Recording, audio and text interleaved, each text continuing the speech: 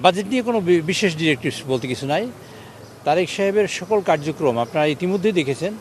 আমি আজকে সকালবেলা মাননীয় মানে আপনার আমেরিকান অ্যাম্বাসেডারের সাথে কথা বলেছি সকালবেলা, একটা কল ছিল।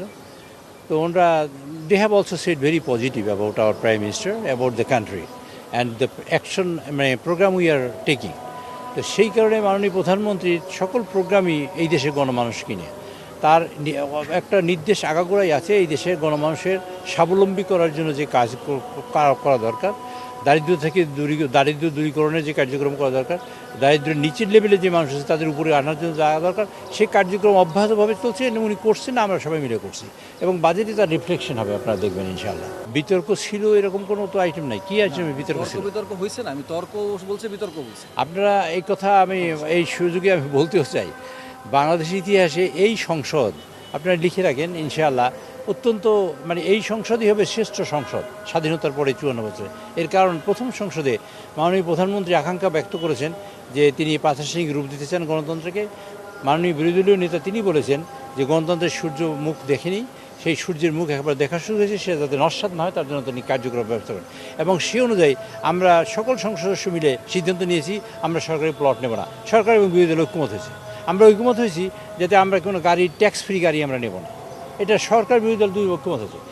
দুই দলই ঐক্যমত হয়েছে দেশের যে জ্বালানি সমস্যা 3 কিলোমিটার 4 কিলোমিটার লম্বা লাইন 3 দিনের মধ্যে শেষ হয়ে গেছে, আমরা ঐক্যমত হয়েছে। এরকম একটা ঐক্যমত হয়েছে সরকার বিরোধী দল, এরকম খুব রেয়ার ঘটনা হয়েছে। শেখ হাসিনা আমলে 2 জন মন্ত্রীও হয়েছে তাদের বিরোধী দল থেকে, সেটা অন্য ঘটনা। সেটা তো আপনারা সবাই জানেন, গৃহপালিত বিরোধী দল, গৃহপালিত বললে বলে ঘরে থাকা বিরোধী দল। তো এইরকম ছিল।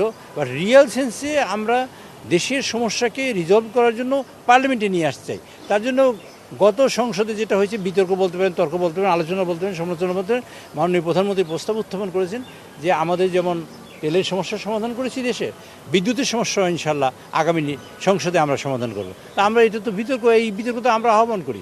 জাতীয় সমস্যা সংসদে কেউ আনিয়ে আসুক, সেটা আমরা চাই। যে অধ্যাদেশগুলো মানে এখনো যে অধ্যাদেশগুলো পাস হয়নি, সেই অধ্যাদেশগুলো মানে রিভিউ কার্যক্রম চলছে। তা এগুলো রেসপেক্টিভ মিনিস্ট্রি, তারপরে ধরেন ভেটিং করবে ল মিনিস্ট্রি, তারপর প্রেসিডেন্টের কাছে যাবে, প্রেসিডেন্টের কাছ থেকে এগুলো আসলে পর্যায়ক্রমে এগুলো সব পাশ হতে থাকবে। আপনি যেটা বলেন যে সত্য হলে আপনারা সরকারি বিরোধী দল একসঙ্গে হয়ে মোকাবেলা করবেন। আপনি এই কালো শার্ট পরেছেন, আমি সাদা শার্ট পরেছি, এখানেই সমস্যা আছে, করবেন কি? এই সমস্যাটার সমাধান কি? এরকম হতেই পারে।